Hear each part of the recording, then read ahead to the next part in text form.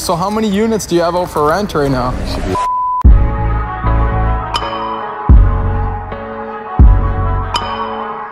100 blowers, wow. So looking at it now, the way your procedure is compared to how it used to be, it's like night and day, right? You get quicker every year. You don't waste your time with bullshit. Look at this, there's a picket clogged up in there.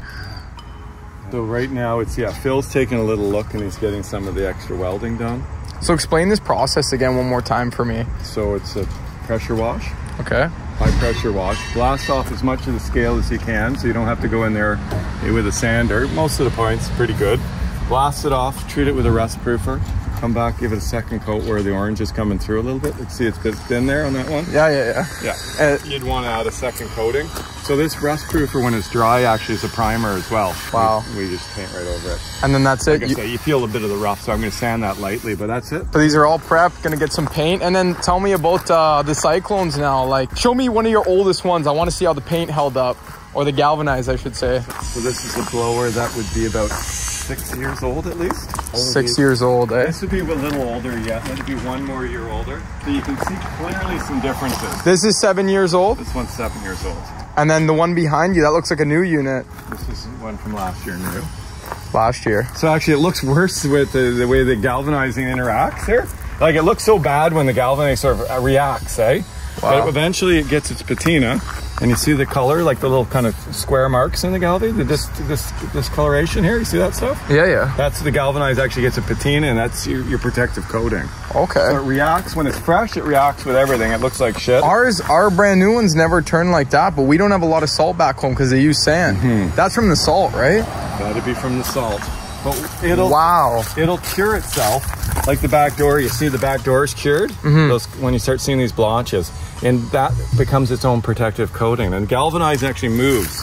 It can translocate in the metal, so it's self-healing. So if you get a really bad scratch. So my first ones, I didn't put these little ribs. I got little ribs that go underneath here now. So they were cracking here. So that's what Phil's doing. We're doing something here on the outside, a little easier than the inside. The original ones had a narrow neck. That was good for packing the snow on a regular blower, but because the way that packs through the deflector here, wow, it was causing restriction. So we opened the throat up. So that was second edition. This is such a big difference. Yeah, that was when we hit the nail on the head, that one. My God. We also made the wings a little bit bigger, you can see. The wings are bigger here, those original wings. Now, why some of these newer ones here you got without the wings? Just for the price difference, or you don't need them on every blower? I remember you telling me not every tractor needs a set of wings for the blower. We're slowly getting there. You're getting there, yeah. So we'll have that many more to put on. I mean, the finish is good still on it, but you see the cracks were here, right? And then you go to the year after, look at the difference. No cracks, big neck. Big neck on this one. Yeah. Look at the throat on this. That was a really good design. How does that throat compare to the Pronovolt throat? That's a good question. Look at this. I wonder where my units ended up over here. Because I sold you 3, remember, 2 years ago? Yeah. Grants had taken 1. And I regret ever selling them. I regret it. When somebody sells their blowers, I usually say, Cyclone, come on, we'll take it. I regret it so much because we went from selling all the Cyclones we had, moving to Norman, just to realize to go back to Cyclone. It sucked, but it is what it is. It is what it is. It's what, you know, it's part of the game, learning in the earlier stages. Even the blower layout, like when I'm looking at it the way it is right now, compared to our new one at the shop, like the brand new one we just got from Cyclone, the 92, or Pronovolt, I should say. Yeah, like it's very similar. I mean, there isn't huge changes at all. And this is one of the originals, no? That one would be, 6 years old. It looks a bit more open. What does? This one, like a little bit more open. I never put chain guards on mine. Okay, that makes sense. I know, it just made it easy to see what was what. Yeah. This blower here was kind of bought, like two of them are kind of scrappy a little bit. So the narrow neck is a fuck up. It'd be worth it if I have some time. Cut this fucker off. I've done it before. I just cut this here, like that. I put this piece out to the outside, and then I recenter the chute. So this was a big learning curve for you in terms of when you were designing the blower, right? This was a good idea for a blower that was backing up and didn't really pack the snow. The packing happened in here. So that's what gave it the density of the weight to throw it farther.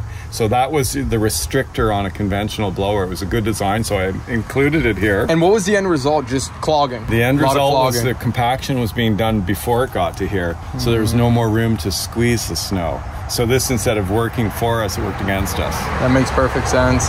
So you still run them in the fleet though, right? They still work great. Yeah. It's just minor, very minor flaw. There's enough power in this to push it through there. Yeah. These fucking blowers shoot amazing because I had a smaller auger on these too. Nothing blows snow like a Cyclone. That's the truth for sure. The size of the, see what the small sprocket is on it?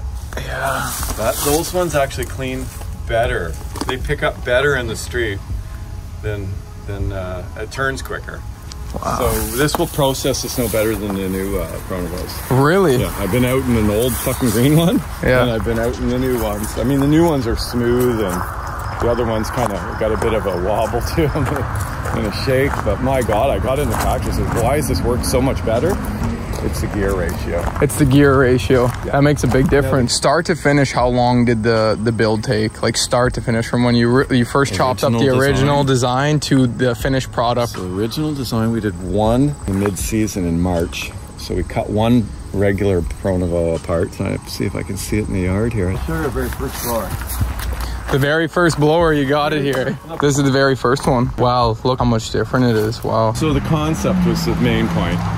So what we were able to achieve was lift pallets on the auger, blower up front, snow going up the door. These are 8-year-old blowers now. All these are 8 years old and they're still in service. What was the weak spot was the side shaft was too small.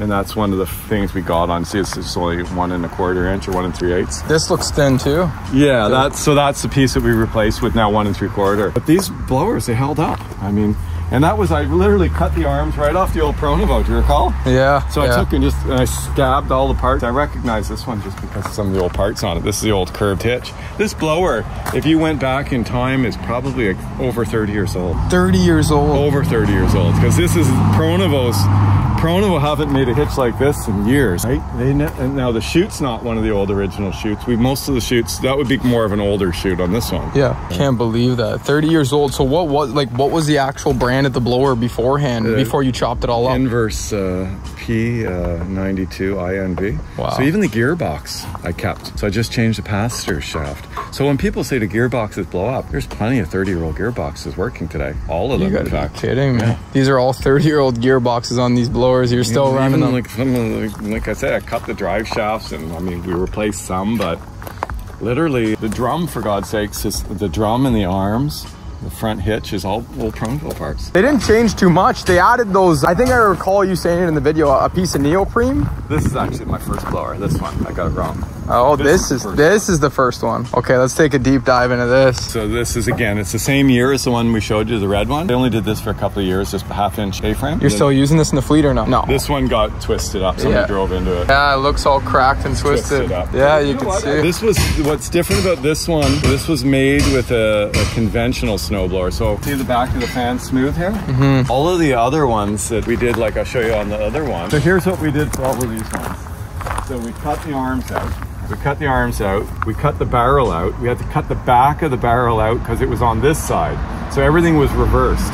We cut the plates off the back here and reversed it. Because if you think about it, this collar for the chute would be on this side on an inverse 92. So everything had to be reversed. Your side shaft would be on this side and it had to go on that side. The first few, we just had a hard time getting our head around it, but everything's opposite. What possessed you to chop up these blowers? I wanted to be able to back up to the garage door and have no backup blade. I wanted to get as close to the garage as I could. Yeah. And bring the weight closer to the tractor. So now the heavy parts are closer to the tractor, so it carries better. Visibility is improved, and that's where the slope back came in. With the new slope like this versus that, you can see a little bit better. This was still great. So basically we did the prototype year 1, it blew the snow well. Over the summer I decided to cut 20 more up. Started the season with a semi-unproven concept and we made 20 of these blowers, and every one of my senior drivers that took it refused to go back to their old blower. That's amazing. Yeah. So the overall goal was just trying to get closer to the garage doors. And leave less snow in the street. Yeah, that was another one. Leave less snow on the street, and then of course it helps all around. Operators, you brought the weight closer to the rear end, making for a better ride, not as hard on the tractor and the blower. Right. Yeah, it all makes sense. It all makes sense. Here we're pulling the snow into the box. The old one, we used to have the drive shaft connected to the fan and an opening in the auger. So I cut the opening out and put the pallets in. So as we're pulling the snow in, we're evacuating it. The old auger only brought the snow together like this. Half of it would squeeze forward and half of it would squeeze in the fan. It was opposing screws bringing the snow together, right? There was nothing to evacuate the snow. So we're spending energy pushing snow against each other. Now I'm grabbing that snow that's being squeezed, sliding it up the back wall, pushing it through the deflector, which squeezes it some more. I'm actually pounding it with those pallets. So that helps reduce the volume again and pack it some more. So we're packing it, and then up through the funnel, we're packing it some more. That's why I don't need the narrow collar. That's why we're burning. The snow's already so condensed before it even hits the throat. There's no need to have that tight throat, and that's when you made that pivot. That's right, and the fans are curved as well in the front of those, so you're packing it in the fan. All of those things reduce our fuel about 30%. We can blow snow well at 1,600-1,700 RPMs. We don't have to have the pedal to the floor. Yeah, no need to have the pedal to the floor, and that compounds majorly when you have, you know, this many units. Even if you had 10 units, it adds up. 80 units going out, saving $50, it's still $4,000. Yeah. Now the real question is, where's all the tractors? I don't see any. They're all rented. That's incredible. So how many units do you have out for rent right now? There should be 82 here. So 82 total tractors, but you probably got 1, 2, 3, 4, 5, 6, 7, 8, 9. 70 units out for rent, roughly? Close to it, 65. That's impressive. That is impressive. Now I heard you're getting those new Kubotas. You excited for them? Try them out? I think they'll fit, yeah. Did you get your hands, well, especially in those more dense neighborhoods, they're gonna kill. We have a couple there close by. I think it's gonna be good. Yeah. On topic, but a little bit off topic. When we're talking blower companies out there right now, which one do you think is making the most innovation right now? Because like what you did was huge, and Pronavos hasn't done much since. They really haven't. They have. We're working on a new redesign for the 92. I saw it. There we go. Yeah, so that's what I like to hear. For the 92. It's good. They're getting back to work. What's kind of neat about the new one is that they've got a cylinder on the top link. So you can actually slope your blower back and you can pull it tight. So you can go between gravel and asphalt. Really? Seamlessly without digging it up. And is that on the 82s? Because that wasn't on ours. It's going to be on the new 92. On the new 92s. That makes perfect. Yeah. As an option. Okay. Yeah, the thing I've noticed about Pronavos is now they have so many options. You get different hose kits. You could get a different chute. You could do all these upgrades. They make so many different color variations now too. Yeah, they've been doing a few things. The only thing I would say I could argue about the 80-inch compared to the 92 that I don't like is the bolt-on 3-point hitch. Did you see that? Is that to pack more in a transport? Is that so you buy more parts? Why don't they make them with the same integrity as they do for the 92? I think it costs us in production, to be honest with you. You know? Yeah. They've done a better job with their washers and their spacers. They didn't have always before. And again, and that'll also, in the new hitch, the A-frame has to pivot, so you did need a bolt-on in that case. So the A-frame actually pivots, and where the top link is, that's the cylinder now. So you can actually slope your blower back and you can pack the snow on gravel and you can turn it up and cut. That's awesome. And that's from your seat. That's a pretty good option for people working the country. You know what? I could say we need that big time back home. 50% of our driveways are gravel. I'm going to be making, I'll show you, I'm going to try something different for the gravel. So I took some of the old crap from Pronavos. These were the back blades behind the P92s. You recall this? Yeah, I recall. I never had a model like this, but I recall. See the slope here, the way it's bent? Yeah. I'm going to stick this with a couple of hinges on here. I'm going to stick this behind my blower. So I'm going to lower it to raise the blower and pack the snow behind. Wow. So on the gravel, I'll just have 2 cylinders. I'll push this plate down. It hinges right at the back edge of the blower, so it'll rise up, pack the snow in. So you're going to be testing that this year? Yeah. Wow, that'll work perfectly. That'll work perfectly, yeah. And then I'm going to take one other step for it. I'm going to serrate it. So I'm going to put little studs on the back so that when it's packed down, it'll actually scratch lines in the surface. Some of those rural routes, if you get a wet snow and you're packing it, it turns into a skating rink. Wow. So scarifying behind it. You're going to leave some grooves, give more traction. Cool. That'd be pretty cool. That's brilliant. That's something that still, I guess, is kind of novel. I love your way of thinking. Try to do it different, right? Yeah. Well, there's some good history there. I learned a lot. Some things that I had some questions about in my head. You answered all of them now. Is this a premium? So what happened probably last year on this tractor, we do the fenders off, and we always have a set of fenders being painted. Yeah. And then we just bolt on the new ones. We undercoat in here. So once the tire's off, we undercoat. Is this custom? This one we did, yeah. That way it's not going all up into the electrical for the lights? They make one as well, but they don't last very long. They make plastic ones now that we started to buy. But these ones here we made ourselves. I know you like the bigger tractors because you could rent them out. I know they got good integrity. They hold good resale value. They got the road speed. There's so many upsides to having the larger pieces of equipment. How do you feel about the smaller pieces? Because that's what I'm gearing. We're going to start to integrate more. I'm gearing towards that now. Like, I didn't even buy one big tractor for this year. I bought all brand new Kubota L6060s. Yeah. The price point is there. The interest rate's down. They got the damage insurance. They still got the speed.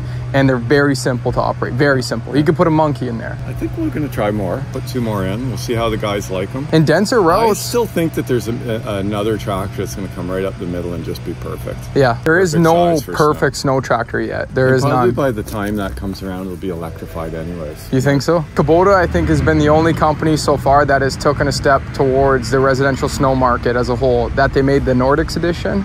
You know, you could buy them now with the rear extended fender flares, the front extended fender flares, comes with the accumulator, comes with the snow tires, comes with the front mount weights, and now they just put this new feature in. You would know better than I would, but basically I have a video to show you. It's basically this line that runs from the front of the engine into the hydraulic pump to make it cool down quicker so you're not overheating pumps. Because that was a big issue in the Kubotas, is that they would overheat pumps. Remember, you're hydrostatic, so you're running full throttle for hours on end. So they're recirculating the oil through a cooler or something. Yeah, and you could only get that on the snow edition. In the year 2000, the 10 series was a great tractor, and every year they were doing small innovations on the 10. 10s were great. Yeah. 20 series were shit. Yeah. 30 series were pretty good. Well, it seems they were shit. They weren't great. The IVT tractor, they were the only one building IVTs for years, and they still are. In that 100 horsepower tractor, John Deere's almost alone. And that's pretty innovative for us snow guys. So I heard actually that the resale value down in Quebec for Kubota is really down because there's so many. That's what I was hearing from some people down there. See, that's the problem with the compacts. So what happens to the end life compacts? It's not going to be bought by a horse farmer because they're going to go and buy something new. Yeah. So where do these end of life compact tractors don't really have a place to go yet? Yeah, you're so right. So either you flip them or you maintain them and just run them to the end. There's a guy out in the Gatineau that he changed them every 3 years. So he's getting a good multi-unit discount. Keeps them spotless, and almost every 3 years the price of the tractors go up so much that he's almost selling his 3-year-old tractors for the cost. Really? He's not losing much. And is this with the compact hydrostatic? Yeah, he's doing I think he's got it on a 3-year plan, so every year he sells 20, buys 20 new ones. Wow. See, this is a hidden nugget you just told me right there. That's so every year he holds them 3, but he sells them on the 3rd, and I think they have extended warranty, so there's still 2 years on warranty for the 5 years on a powertrain. You get 6 years with Kubota or 2,000 hours. So he's selling them on warranty. But Kubota's so much easier to get warranty work, where John Deere sometimes will want you to send old parts back, or they're a little bit more cutthroat about it, where Kubota, you could break anything and they'll just send you the parts, or you get it fixed at your dealer free.